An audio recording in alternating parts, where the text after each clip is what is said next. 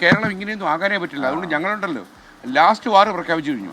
അന്തിമ യുദ്ധം അവസാനത്തെ MDMA കാരനെ കൂട്ടിൽ അടച്ചിട്ടേ ഞങ്ങൾ അത് വളരെ നല്ല കാര്യമാണ് തീർച്ചയായും. പക്ഷേ ഈ കാസർഗോഡ് ജില്ലയിൽ വലിയ സജീവമായിട്ട് ലഹരി ഉണ്ട്. പക്ഷെ പോലീസ് നന്നായിട്ട് സജീവമായി ഇടപെടുന്നുണ്ട്. എല്ലായിടും പോലീസ് എല്ലായിടും സജീവമായി. കാര്യം ഇത് അൺയൂഷ്വൽ പ്രതികരണമാണ്.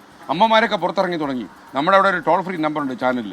അവിടെയൊക്കെ വിശ്രമമില്ലാതെ ആൾക്കാർ വിളിച്ചോണ്ടിരിക്കുക. ഈ സിനിമാ ഫീൽഡിലെ മയക്കുമരുന്നുമായി ഇപ്പം വളരെ സജീവമാണല്ലോ. ഇപ്പൊ നേരത്തെ സിനിമ MP രാജേഷ് പറഞ്ഞ കറക്റ്റ് കാര്യം. സിനിമ എന്തിനാ മാറ്റി നിർത്തുന്നത്? ടെലിവിഷൻ എന്താ മാറ്റി നിർത്തുന്നത്? കാര്യം ഇത് എവിടെ മയക്കുമരുന്ന് ഉപയോഗിച്ചാലും എങ്ങനെ രംഗമൊന്നുമില്ല, കൈയോടെ പിടിക്കണം അല്ലേ? കാര്യം സിനിമാക്കാർക്ക് കുറച്ചുകൂടി ഉത്തരവാദിത്തമുണ്ട്. TV-കാർക്കും നമ്മളൊക്കെ മോഡലാ. നമ്മളൊക്കെ അടിച്ചു പൂക്കുറ്റിയെ രാവിലെ ഇറങ്ങി. മമ്മൂട്ടി സാർ നേരത്തെ ഒരു ഇന്റർവ്യൂവിൽ പറയുന്നത് അദ്ദേഹം ഭയങ്കര ചെയിൻ സ്മോക്കർ ആയിരുന്നു.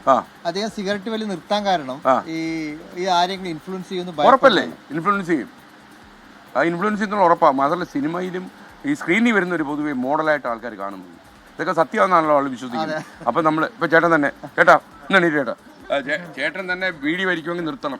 കാര്യം ചേട്ടനൊക്കെ ഇപ്പൊ ലക്ഷക്കണക്കിന് ആൾക്കാർ ശ്രദ്ധിച്ചു തുടങ്ങി അല്ലേ? ഞാൻ ബീഡി വലിക്കാറില്ല, ഇല്ല, മദ്യപിക്കാറില്ല, ഈ പറയുന്ന ഒരു ലഹരിയും ഉപയോഗിക്കാത്ത കക്ഷിയാണ്. ചേട്ടാ അവസാനം മറ്റേ ചോദിക്കും, പിന്നെ എന്തിനാടേ ഇയാള് കാസർഗോഡ് അങ്ങനെയെല്ലാം ചോദിക്കും.